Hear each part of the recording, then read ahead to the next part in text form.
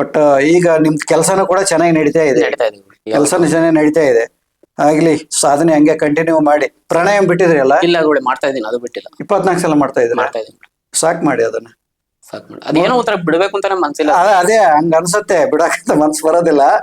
ಆದ್ರೆ ಬಿಡಬೇಕು. ಒಂದು 3 ಸಲ ಮಾಡಿ ಸಾಕು.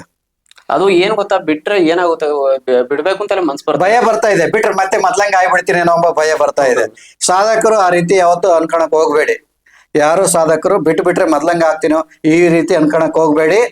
ಅದನ್ನ ನಾನು ಹೇಳ್ತನಲ್ಲ, ಯಾವಾಗ ಹೇಳ್ತನೆ ಅವು ಬಿಟ್ಬಿಡಿ. ಕೇವಲ 3 ಸಲ ಮಾಡಿ. ಅದೇ ಸಮಯವನ್ನು ಧ್ಯಾನಕ್ಕೆ ವಿನಿಯೋಗ ಮಾಡಿ. ಅದು ಮೆಡಿಟೇಷನ್ ಬಂದು 1.5 hour ಮಾಡ್ತಾ ಇದೀನಿ.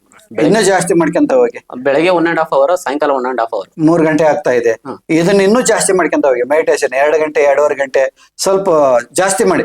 ಮೆಡಿಟೇಷನ್ ಜಾಸ್ತಿ ಆಗ್ಬೇಕು. ಈಗ ಸರಿ ಗುರು. ಏಕಾಗ್ರ ಚಿತ್ತದಿಂದ ಮೆಡಿಟೇಷನ್ ಜಾಸ್ತಿ ಹಾಕ್ಯಾಂತ ಹೋಗ್ಬೇಕು. ಅದು ಹೆಂಗೆ ಜಾಸ್ತಿ ಮಾಡ್ಕೊಂತ ಹೋಗ್ತೀವಿ, ಇನ್ನೂ ಅದ್ಭುತವಾದ ಅನುಭವಗಳಾಗಕ್ಕೆ ಸ್ಟಾರ್ಟ್ ಆಗ್ತವೆ.